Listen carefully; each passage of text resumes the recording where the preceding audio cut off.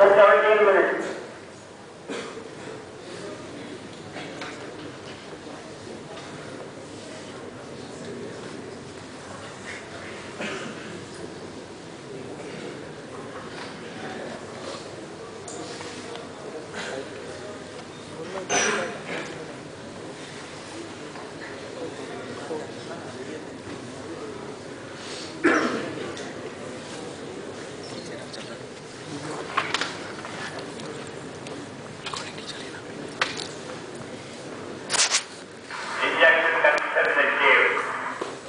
Velocity is already 9.257 kilometers per second.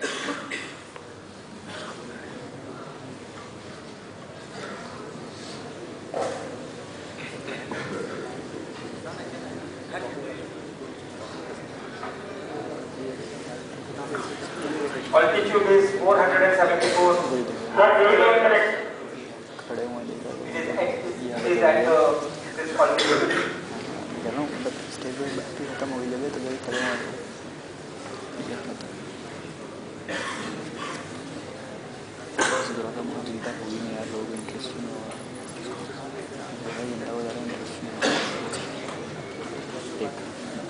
Chandrayaan 1 in orbit. That's it. Now it is in the orbit.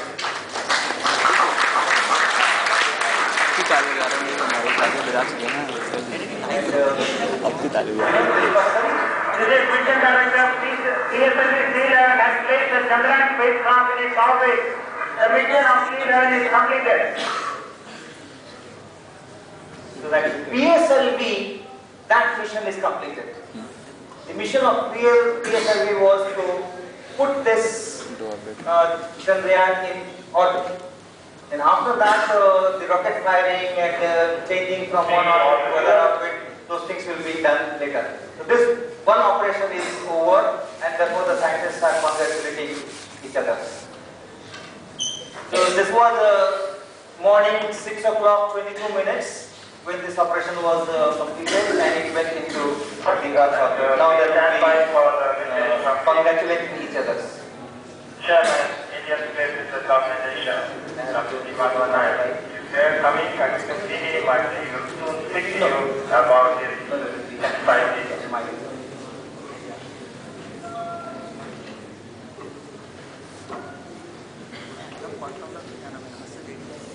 Okay, so I'll be talking about for about 1 hour or so. I don't know how much time it will take, because after writing I just could not go through once again to tune it or to make it more attractive or more concise.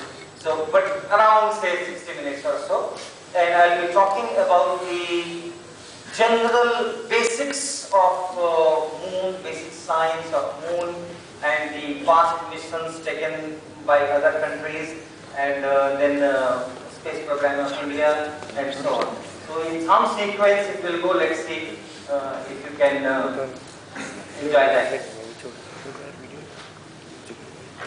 Alright, this particular slide I wanted to put it later, but I thought that since this is the time when scientists are once again very tense, and they are working very hard to put it in lunar orbit.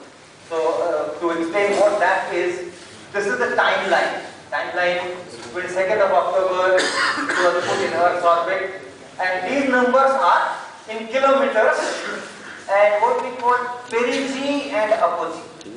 It is an elliptical orbit, this inner ellipse, this ellipse, and this distance, this height from the surface, this is the perigee, and for the first orbit, it was 225 kilometers, and this distance is 22,860 kilometers.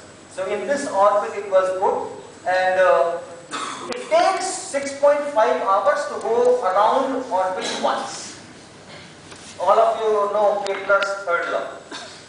Time period square is proportional to, and you also know that geosynchronous satellites, the time period is 24 hours, and the height of geosynchronous satellite is 36,000 kilometers.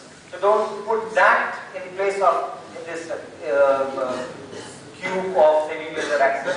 Don't put that as here, because that has to be measured from the Earth's center.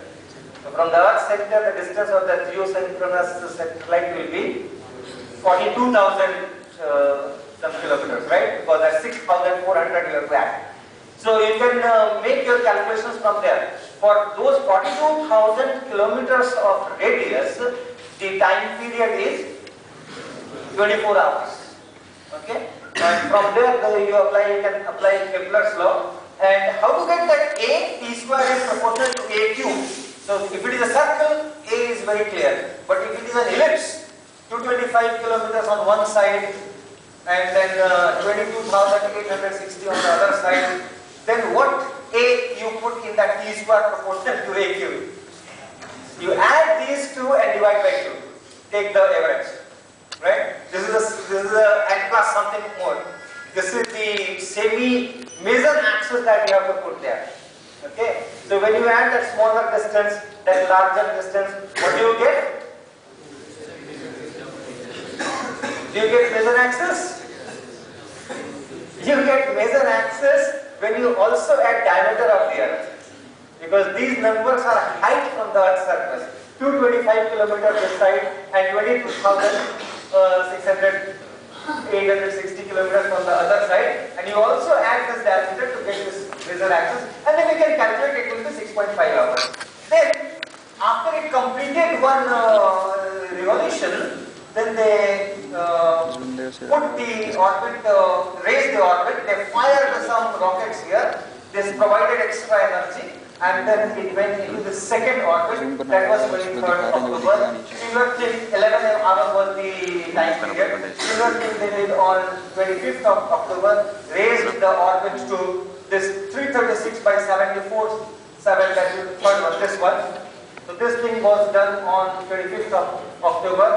26th of October, they take it to its fourth orbit, 164. 29th of October, orbit is further raised. The time period is now 6 days. And 4th of November is the final ticket for one way in this last orbit. There where the distance is 380,000 kilometers, so in this orbit. But it's one way, it doesn't have to come back, because now at this moment when we are talking here, it should be somewhere here, and moon will be after when it was fired on 22nd of October, moon was somewhere here.